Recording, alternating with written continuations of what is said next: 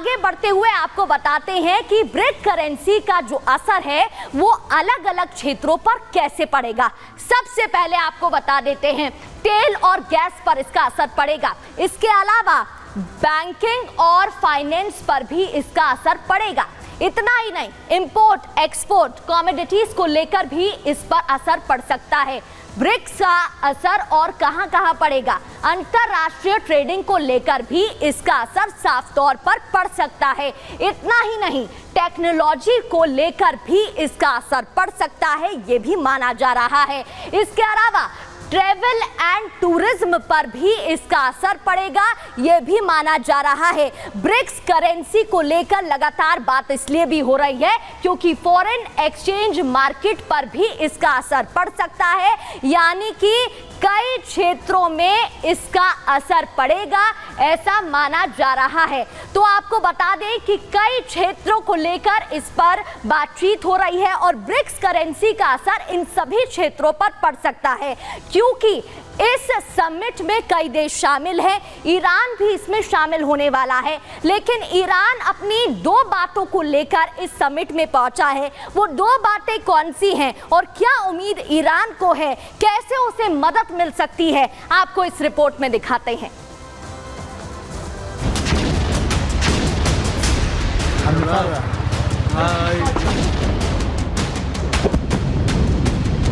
Israel इस वक्त Hamas और हिजबुल्लाह पर कहर बरपा रहा है।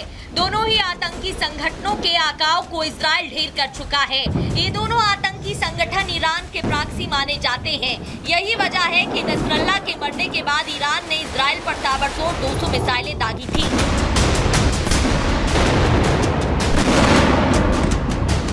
इजराइल पर हमले के बाद से मिडिल ईस्ट में तनाव बढ़ गया है। इजराइल की सैन्य तैयारी और हुतियों के ठिकाने पर अमेरिका के B-1 बॉम्बर का अटैक ये बता रहा है कि ईरान के खिलाफ कभी भी जंग छिड़ सकती है। यही वजह है कि ईरान के राष्ट्रपति खास रणनीति के तहत ब्रिक्स सम्मेलन में शामिल होने रूस के कजान पहुंच गए हैं।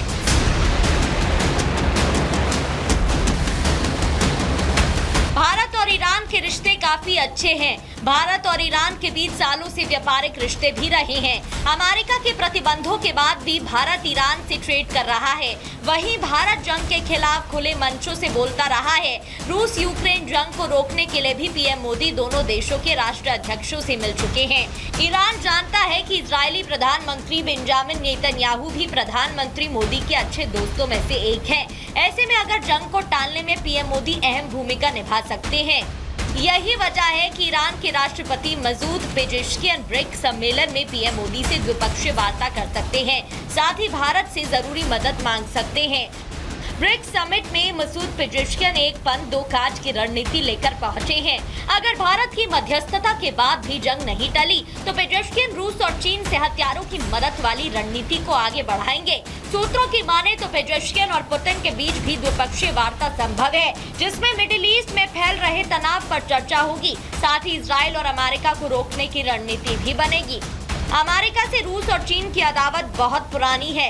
ऐसे में माना जा रहा है कि अगर इजराइल ने ईरान पर हमला किया तो रूस और चीन खुलकर ईरान की मदद कर सकते हैं। ऐसे में ये जंगी आग पूरे मिडिल ईस्ट में फैल सकती है। Bureau report, Republic Bharat. आप समझने की कोशिश करिएगा, इस मंच पर 35 देश एक साथ इकट्ठे होंगे, लेकिन उन देशों में से कुछ देश ऐसे भी हैं जिनके रिश्तों में खटास देखने को मिल रही है या कभी खटास रही होगी। अब आपको सबसे पहले भारत चीन के बारे में बता देते हैं। भारत और चीन के बीच सालों से तल्खी रही है, ये देखने को मिला है। हिंदू महासागर में चीन घुसपैठ कर रहा है और बेल्ट एंड रोड अगर इनिशिएटिव की बात करें तो उसको लेकर भी टकराव की वजह देखने को मिली है दोनों ही देशों के बीच में। हालांकि रूस की एंट्रेंस के बाद, रूस ने जब इनिशिएटिव लिया उसके बाद दोनों ही देशों के बीच रिश्ते सुधरते नजर आ रहे हैं। आगे बढ़ते हुए यूएई और ईरान की बात कर लेते हैं। ईरान का इजराइल और अमेरिका से तनाव का रिश्ता रहा है। ये लगातार जिस तरीके से जंग में बीच में खबरें सामने आ रही हैं वो बताती हैं यूएई की अमेरिका और इजराइल से नजदीकी है। वहीं दोनों देशों में शिया और सुन्नी की पुरानी दुश्मनी लगातार देखने को मिलती है। आगे बढ़ते हुए अब आपको मिस्र और और इथोपिया के बारे में भी बता देते हैं। दरअसल मिस्र और इथोपिया 2011 से आमने सामने है। जी हां, ये इसलिए क्योंकि नदी नील पर बनने वाले रेनसा डैम पर विवाद खड़ा हुआ था और इस विवाद को लेकर दोनों ही देश आमने सामने आ गए थे और दोनों के बीच विवाद की स्थिति देखने को मिली थी। अब आगे बढ़ते हुए बात करेंगे हम हमारे अगले सेगमेंट की, जहां सलमान खान को लेकर लगातार बिश्नोई समाज की तरफ से कहा जा रहा है कि आप माफी मांग लीजिए तो पूरी परेशानी खत्म हो जाएगी।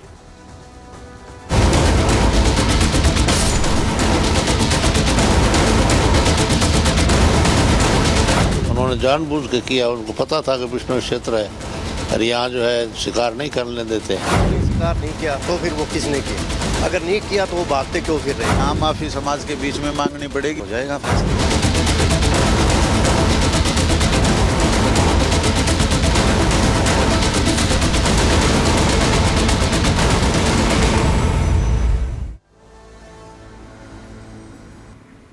और सलमान खान को सलाह बिश्नोई समाज की तरफ से लगातार दी जा रही है कि आप माफी मांग लीजिए और आप बिश्नोई समाज के उस मंदिर में पहुंच जाइए जिसकी मान्यता काफी सालों से है और आपको माफ कर दिया जाएगा। दूसरी ओर सलमान खान के पिता का कहना है कि सलमान बेगुनाह हैं। वहीं आपको बता दें कि क्षत्रिय समाज की तरफ से करनी सेना के जो अध्यक्ष हैं शेखावत की तरफ से राज शेखावत ने ऐलान कर दिया है कि अगर एनकाउंटर किया जाता है बिश्नोई समाज के अध्यक्ष बिश्नोई लॉरेंस बिश्नोई का तो उन्हें फिर सबसे बड़ा इनाम दिया जाएगा, यानी कि उन्होंने 1,11,11,111 रुपए का इनाम दे दिया है।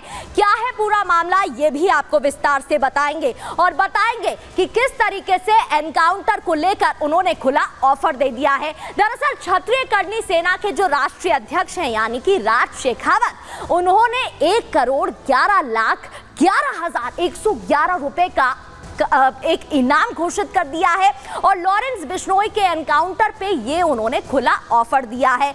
कहा है जो भी उनका एनकाउंटर करेगा उन्हें ये ऑफर दिया जाएगा। लॉरेंस का एनकाउंटर करने वाले पुलिस कर्मी को लेकर ये इनाम उनकी तरफ से घोषित कर दिया गया है। उनको भी लॉरेंस बिश्नोई की तरफ से समय समय पर धमकियां मिलती रही हैं। 1,11,11,111 रुपए का इनाम घोषित किया गया है और जो भी पुलिसकर्मी एनकाउंटर करता है उसे ये इनाम दिया जाएगा। राज शेखावत ने एक वीडियो जारी किया है और वीडियो जारी कर ये बड़ा ऐलान किया है और फ्री ऑफर दे दिया गया है। लेकिन अब आगे बढ़ते हुए आपको बता देते हैं वीडियो जारी कर राज शेखावत की तरफ से क्या कुछ कहा गया है, क्या बयान उनकी तरफ से सामने आया है इस पूरे मामले को लेकर, सुनिए। जय छात्र धर्म, जय मां करणी, जय मां भवानी। मुझे सिर्फ इतना पता है, हमारी धरोहर परम आदरणीय अमर शहीद सुखदेव सिंह गोगामेडी जी की हत्या लॉरेंस बिश्नोई द्वारा कराई गई थी। जो पुलिसकर्मी लॉरेंस बिश्नोई का एनकाउंटर करेगा उस पुलिसकर्मी को 1,11,11,111 रुपए का पुरस्कार करनी सेना द्वारा प्रदान किया जाएगा।